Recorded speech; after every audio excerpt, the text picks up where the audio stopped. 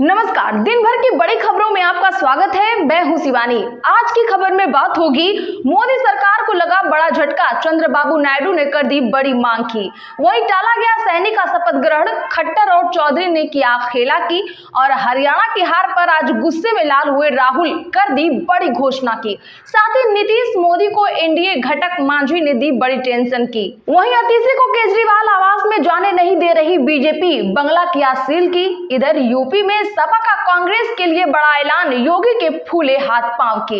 इसी के साथ आज दिन भर की सभी बड़ी और प्रमुख खबरों को जानेंगे विस्तार से। उससे पहले एक नजर सुर्खियों पर। मोदी, राहुल, शाह समेत तमाम हस्तियों ने रतन टाटा को दी श्रद्धांजलि। 86 साल की उम्र में कहा टाटा।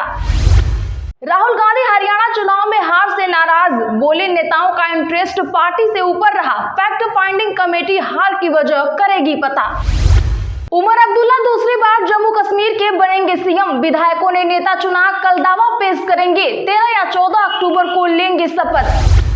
हरियाणा सीएम का 12 अक्टूबर का शपथ ग्रहण टाला गया। 2 विधायक और सांसद दिल्ली डटे। किरण चौधरी बेटी समेत खट्टर से मिली, डिप्टी सीएम मंत्री पद की लॉबिंग।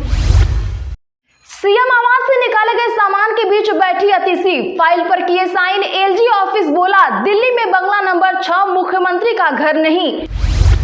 नीतीश, चिराग, संघ और अब चंद्रबाबू नायडू, जातिगत जनगणना की बढ़ती मांग पर जानिए क्या करेगी मोदी सरकार।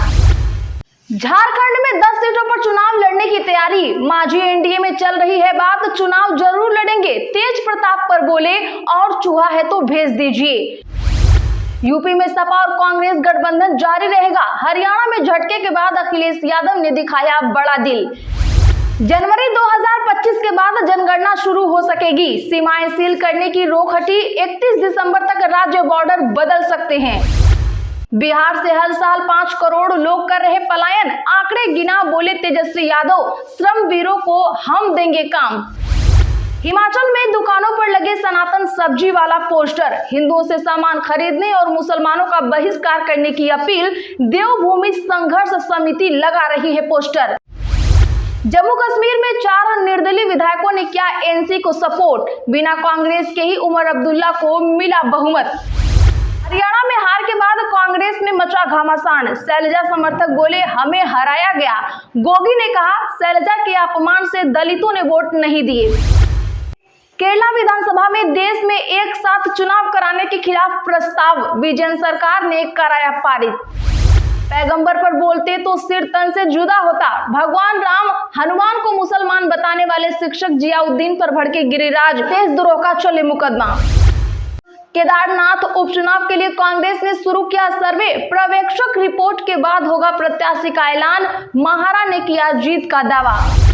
नसीम सोलंकी को टिकट मिलने के बाद सपा विधायक बोले, भाजपा जीतना नहीं कब्जाना चाहती है।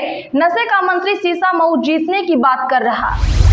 रतन टाटा को देश के सर्वोच्च नागरिक सम्मान भारत रत्न देने की उठी मांग, महाराष्ट्र सरकार ने की सिफारिश।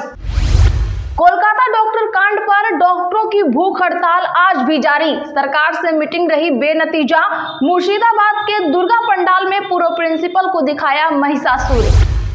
आसियान समिट के लिए कम्युनिस्ट देश लाओस पहुंचे प्रधानमंत्री मोदी, बौद्ध भिक्षुओं ने किया स्वागत। भारतीय समुदाय के साथ लाओस की रामायण भी देखी। खत्म होनी चाहिए यह गुंडागर्दी, एससी एसटी पर क्या बोल गए बीजेपी एमएलए बहादुर सिंह कोली। हरियाणा में कितने दलित, जाट और कितने ब्राह्मण होंगे मंत्री, जातिवार किन किन नामों पर हो रही चर्चा। चलिए अब जानते हैं बड़ी और प्रमुख खबरों को विस्तार से। उससे पहले वीडियो को लाइक करें, साथ ही खबर को आखिर तक जरूर देखें। राहुल गांधी हरियाणा चुनाव में हार से नाराज, बोले नेताओं का इंटरेस्ट पार्टी से ऊपर रहा। दरअसल बता दें कि हरियाणा चुनाव में मिली हार पर कांग्रेस की समीक्षा मीटिंग आज राष्ट्रीय अध्यक्ष मल्लिकार्जुन खड़गे के आवास पर हुई। इसमें राहुल गांधी ने कहा कि हरियाणा में नेताओं का इंटरेस्ट ऊपर रहा, इस कारण से पार्टी का इंटरेस्ट नीचे रह गया। बैठक में तय किया गया कि हार के कारणों को जानने के लिए फैक्ट फाइंडिंग कमेटी बनाई जा रही है, जो हरियाणा में जाकर नेताओं से चर्चा करके रिपोर्ट हाईकमान को सौंपेगी। कमेटी में कौन कौन चेहरे शामिल किए जाएंगे, अभी उनके नामों पर चर्चा नहीं हो पाई है। बता दें तो करीब आधे घंटे चली मीटिंग के बाद कांग्रेस नेता अजय माकन ने हुड्डा शैलजा के मतभेदों पर कहा कि हार के बहुत सारे कारण हैं, जो चुनाव आयोग से लेकर नेताओं के मतभेद तक हैं। हरियाणा में सीएम का 12 अक्टूबर का शपथ ग्रहण टाला गया। 2 विधायक और सांसद दिल्ली डटे, किरण चौधरी बेटी समेत खट्टर से मिली। जी हां, बता दें कि हरियाणा के नए सीएम के तौर पर नायब सैनी 12 अक्टूबर को शपथ लेने वाले थे। पंचकुला के परेड ग्राउंड में शपथ के लिए तैयारियां भी शुरू हो चुकी थी। भीड़ जुटाने के लिए सरकारी बसें तक मंगा ली गई थी। हालांकि आंतरिक कारणों की वजह से शपथ ग्रहण को टाल दिया गया है। अब शपथ ग्रहण 15 अक्टूबर तक कभी भी हो सकता है। शपथ से पहले चंडीगढ़ में बीजेपी विधायक दल की मीटिंग होगी। इस बैठक में 2 केंद्रीय पर्यवेक्षक शामिल होंगे। बता दें तो वहीं शपथ ग्रहण से पहले अब डिप्टी सीएम और मंत्री पद के लिए लॉबिंग शुरू हो चुकी है। पानीपत ग्रामीण से विधायक महिपाल ढांडा और इसराना से चुनाव जीते राज्यसभा सांसद कृष्ण लाल पंवार ने दिल्ली में डेरा डाल लिया है। ढांडा डिप्टी सीएम पद के लिए जोर लगा रहे हैं। भाजपा यहां राजस्थान और यूपी की तर्ज पर 2 डिप्टी सीएम लगा सकती है। नीतीश चिराग संघ और अब चंद्रबाबू नायडू, जातिगत जनगणना की बढ़ती मांग पर क्या करेगी मोदी सरकार। जी हां, बता दें कि देश भर में राजनीतिक दल और कई सामाजिक संगठन जातिगत जनगणना की मांग कर रहे हैं। बिहार में तो नीतीश कुमार जब आरजेडी के साथ सरकार चला रहे थे, उसी समय उन्होंने जातिगत जनगणना करा दी थी। इसके बाद से ही यह पूरे देश में ऐसा करने की मांग कर रहे हैं। इसके अलावा गठबंधन के एक और सहयोगी चिराग पासवान भी ऐसी ही मांग करते रहे हैं। यूपी से अनुप्रिया पटेल, संजय निषाद, ओपी राजभर भी यही दोहरा चुके हैं। इसी बीच एनडीए सरकार के सबसे बड़े गठबंधन सहयोगी टीडीपी ने यही मांग दोहरा दी है। भाजपा का मातृ संगठन आरएसएस भी इसके पक्ष में बात कर चुका है। संघ का कहना था कि ऐसा किया जा सकता है, बस राजनीतिक इस्तेमाल न हो। तेलुगु देशम पार्टी के मुखिया चंद्रबाबू नायडू ने इंडियन एक्सप्रेस को दिए इंटरव्यू में जातिगत जनगणना को जरूरी बताया है। उन्होंने कहा कि कास्ट सेंसस होना चाहिए, यह जनता की भावना है और इसमें कुछ भी गलत नहीं है। नायडू ने कहा, आप जाति जनगणना कराएं, फिर आर्थिक विश्लेषण करें। सीएम आवास से निकाले गए सामान के बीच बैठी आतिशी, फाइल पर किए साइन। एलजी ऑफिस बोला, दिल्ली में बंगला नंबर 6 मुख्यमंत्री का घर नहीं। दरअसल बता दें कि दिल्ली सीएम आवास से बाहर निकाले जाने के एक दिन बाद आतिशी अपने निजी आवास में सीएम ऑफिस का काम करती नजर आई। दिल्ली मुख्यमंत्री ऑफिस की तरफ से इसका वीडियो भी शेयर किया गया। इसमें देखा जा सकता है कि आतिशी सीएम आवास से निकाले गए सामान के बीच बैठी हैं। इस दौरान उन्होंने एक फाइल पर साइन भी किए। सीएम आवास को लेकर विवाद तब बढ़ गया जब 9 अक्टूबर को पीडब्ल्यूडी ने सिविल लाइंस में फ्लैग स्टॉक रोड पर बंगला नंबर 6 को सील कर दिया। इस बंगले में सीएम आतिशी 7 अक्टूबर को रहने आई थी। दिल्ली एलजी ऑफिस के मुताबिक यह बंगला मुख्यमंत्री का घर नहीं है और इसे किसी को भी आवंटित किया जा सकता है। आतिशी ने इस बंगले पर अवैध रूप से कब्जा कर लिया था। यदि कोई हमारी संपत्ति पर अतिक्रमण करता है तो मालिक कार्रवाई करने का हकदार होता है। वैसे क्या लगता है आपको, एलजी अपने पावर का दुरुपयोग कर रही है? कमेंट जरूर करें। झारखंड में 10 सीटों पर चुनाव लड़ने की तैयारी, मांझी एनडीए में चल रही है बात, तो चुनाव जरूर लड़ेंगे। जी हां, बता दें कि केंद्रीय मंत्री जीतन राम मांझी की पार्टी हम झारखंड में 10 सीटों पर चुनाव लड़ने की तैयारी में है। झारखंड विधानसभा चुनाव में पार्टी की क्या भूमिका होगी, इस सवाल पर पटना में उन्होंने कहा कि कुछ दिन पहले चतरा में कार्यकर्ताओं के साथ बैठक की थी, जहां हमने 10 सीटों पर लड़ने की घोषणा की थी। हम लोग अभी एनडीए में हैं, चर्चा चल रही है, जो सीट मिलेगी उस पर लड़ेंगे, लेकिन चुनाव जरूर लड़ेंगे। वहीं आरजेडी नेता तेज प्रताप यादव के चूहा वाले बयान पर कहा कि उनके यहाँ का चूहा हमारे यहाँ आते रहता है, हम लोग उसको खा गए, हम लोग चूहा खाने वाले लोग हैं। यूपी में सपा और कांग्रेस गठबंधन जारी रहेगा। हरियाणा में झटके के बाद अखिलेश यादव ने दिखाया बड़ा दिल।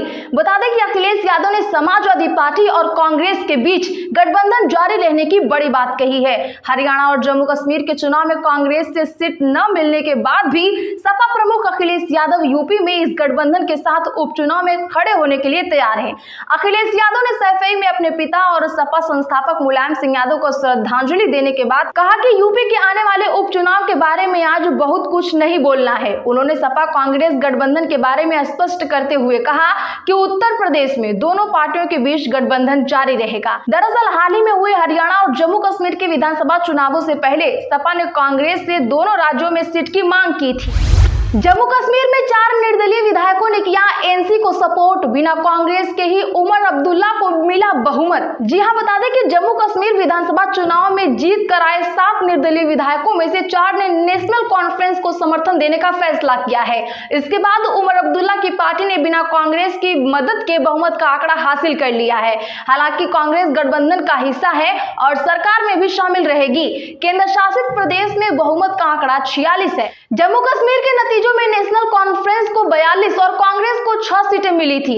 अब 4 विधायकों के साथ आने के बाद एनसी को अकेले दम पर बहुमत मिल गया है।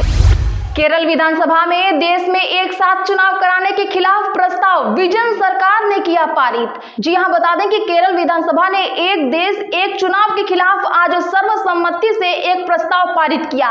इसमें केंद्र सरकार से अपील की गई है कि एक राष्ट्र एक चुनाव के प्रस्ताव को मंजूरी देने के अपने फैसले को वापस लें। विजन सरकार ने इसे अलोकतांत्रिक और असंवैधानिक करार दिया है। क्या आप एक देश एक चुनाव का समर्थन करते हैं? कमेंट में हाँ या ना जरूर लिखिए।